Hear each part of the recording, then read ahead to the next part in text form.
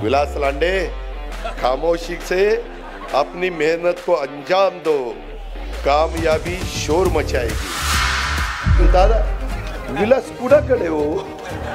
विलास काहीतरी आम्ही घेतलाच ना निर्णय. आम्ही पण घरामध्ये आम्ही पण पवार साहेबांना दैवत मानत होतो, आजही मानतो. तळ्यात मळ्यात तळ्यात मळ्यात तळ्यात मळ्यात, मग ते काहीच कळत नाही. तसं होऊन देऊ नका. तळ्यात मळ्यात न राहिलेला अण्णा कुठे गेला बघा. एकंदरीतच अण्णा, तू दिसायला बारका असला तरी म्हणतात मूर्ती लहान पण कीर्ती महान. आता ती ही मूर्ती मोठी, कीर्तीचं तुम्हालाच माहिती मी काय बोलू. त्यामध्ये म्हणजे ते आपल्या पूर्वी त्या गडी अंगाने उभा आणि आडवा, त्याच्या रूपात गावरानं गोडवा. मोहिनीला विचारलं पाहिजे किती गोडवा आहेत. मित्रांनो, गमतीचा भाग जाऊ द्या. परंतु अण्णांनी आम्ही अनेक वर्ष इथं सगळ्यांनीच आम्ही एकत्र अनेक वर्ष काम केलेलं आहे. सगळ्यांना आमचे स्वभाव एकमेकाची माहिती आहे. आम्ही कामाची माणसं आहे. अण्णा पण तसा कामाचा आहे. अण्णा आता सकाळी लवकर उठून कामाला लागायचं आहे आपल्याला आणि लोकांना वेळ द्यायचा आहे. मुंबईला वेळ द्यायचा आहे. विधानसभेमध्ये तुमचं ऑफिस आहे, कार्यालय आहे, सगळं काही गाडी वगैरे सगळ्या गोष्टी. परवा तुम्ही CMला पत्र दिलेलं ते पण मी दिलेलं आहे. त्याचं घराचं पण काम त्या ठिकाणी होईल. परंतु एकंदरीतच तुमच्याकडं, तुमच्या वागण्याकडं, बोलण्याकडं, तुमच्या कृतीकडं सगळ्यांचं बारकाईनं लक्ष राहणार आहे. त्याच्यामध्ये तुमच्या परिवाराकडं पण लक्ष राहणार आहे. चिरंजीवांना पण काही गोष्टी चार व्यवस्थित सांगितल्या पाहिजे. मी पण माझ्या चिरंजीवांना सांगतो असतो. त्याच्यामुळं सगळे, कारण काय होतं, आपण मोठ्या पदावर गेलं की कधी आपल्या घरातलेच नातेवाईक काहीतरी गडबड करतात आणि मग आपली बदनामी होती. आपलीच बदनामी होत नाही, मग ज्यांनी आपल्याला केलेलं असतं त्या पक्षाची होती, महायुतीची होती, सगळ्यांचीच होती. त्याच्यामुळं फार भान ठेवून जेवढी महत्त्वाची पदं तेवढे कष्टही जास्त घ्यावे लागतात, वेळ पण जास्त द्यावा लागतो आणि नीटपणे काम त्या ठिकाणी करावं लागतं. एकंदरीतच कुठेही भेदभाव न करता सर्वांना समान न्याय कसा मिळेल, समान संधी कशी मिळेल. तो मागासवर्गीय समाजातनं आलेला आहे.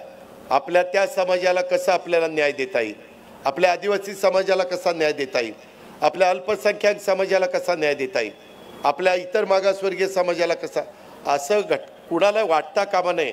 आपल्या कामातनं याला ही एकाच जातीचा विचार करतोय अशा पद्धतीचा शिक्का आपण कुणी लोकप्रतिनिधी या नात्यांनी आपल्यावर बसून द्यायचा नाही.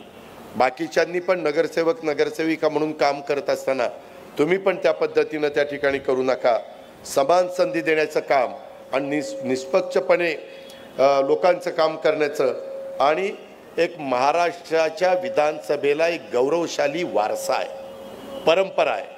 खूप मोठी मोठी लोक त्या पदावर त्या ठिकाणी बसलेली आहेत आणि त्या परंपरेचं पालन करण्याचं काम हे तुमच्याकडनं होईल. तुम्ही तर शब्द दिलेलाच आहे, परंतु त्या पद्धतीनं ते झालं पाहिजे आणि याची मला खात्री आहे की तुम्ही ते कराल.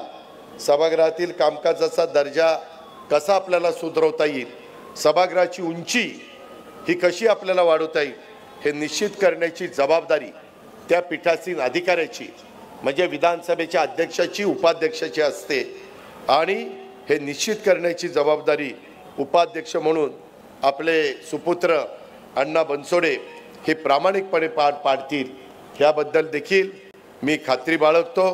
त्यांना मिळालेल्या पदाला ते योग्य न्याय देण्याचं काम करतील. आपल्या प्रत्येक पिंपरी चिंचवडकरांना मान अभिमानानं उंचावली जाईल, अभिमानाने ताट होईल, अशाच पद्धतीचं काम अण्णाच्या हातनं घडेल अशा प्रकारची अपेक्षा व्यक्त करतो. आणि खरं तर मी काही जास्त शेरशायरीमध्ये जात नाही. अरे महायुती आहे इथं, पक्षाचा कार्यक्रम असल्यावर काय सांगायचं ते सांगतील, नाहीतर अरे बरोबर आहे बाबा, आज महायुती आहे त्याच्या संदर्भात प्रत्येकाने आपापलं काम करावं. ते त्या वेळेस काय सांगायचं ते सांगेल. खामोशी से अपनी मेहनत को अंजाम दो. विलास लांडे, खामोशी से अपनी मेहनत को अंजाम दो, कामयाबी शोर मचाएगी. जब नाम होगा रोशन हर एक मुकाम पर. यानी तुमची कामयाबी शोर मचाएगी जब नाम होगा रोशन हर एक मुकाम पर. हे तेव्हा होतं त्याच्या संदर्भातली मेहनत घ्यावी लागती, अंजाम त्याला द्यावा लागतो. नाहीतर इथं कितीतरी जण म्हणत होते ती पंडित गवळी पण कानात येऊन, दादा विलास कुणाकडे हो, कुठे पंडित कुठे. तर मी म्हटलं ते काही लोक असतात सर्व पक्षीय, मग ते सर्व पक्षीय असल्यावर सगळेच म्हणतात आपलाच आहे आपलाच आहे, काहीच मिळत नाही. त्याच्यामुळं विलास काहीतरी आम्ही घेतलाच ना निर्णय. आम्ही पण घरामध्ये आम्ही पण पवार साहेबांना दैवत मानत होतो, आजही मानतो. परंतु कुठंतरी आज देशाला मोदी साहेबांच्या सारखा मजबूत नेता मिळालेला आहे आणि आज त्यांच्या पाठीशी उभं राहणं आणि देशाची प्रगती करून घेणं, जगामध्ये देशाचा मान सन्मान वाढवण्याच्या करता त्यांना पाठबळ देणं हे आपलं काम होतं. म्हणून आपण त्या ठिकाणी केलं. परंतु तळ्यात मळ्यात मग ते काहीच कळत नाही. तसं होऊन देऊ नका. तळ्यात मळ्यात न राहिलेला अण्णा कुठे गेला बघा. त्याच्यामध्ये मी अधिक न बोलता खूप काही गोष्टी बोलण्यासारख्या आहेत. परंतु मी माझे आता दौरे पण महाराष्ट्रात वाढवणार. मी कालच सांगितलं की आता मी अर्थसंकल्प सादर केलेला आहे. त्याच्यामुळे मला तिथलं काम इतकं 7 दिवस राहिलेलं नाही आहे. आता मी निम्मा आठवडा तिथं घालवणार आहे आणि निम्मा आठवडा महाराष्ट्रामध्ये, त्याच्यामध्ये पिंपरी चिंचवडमध्ये पण येईल, पुण्यामध्ये पण येईल.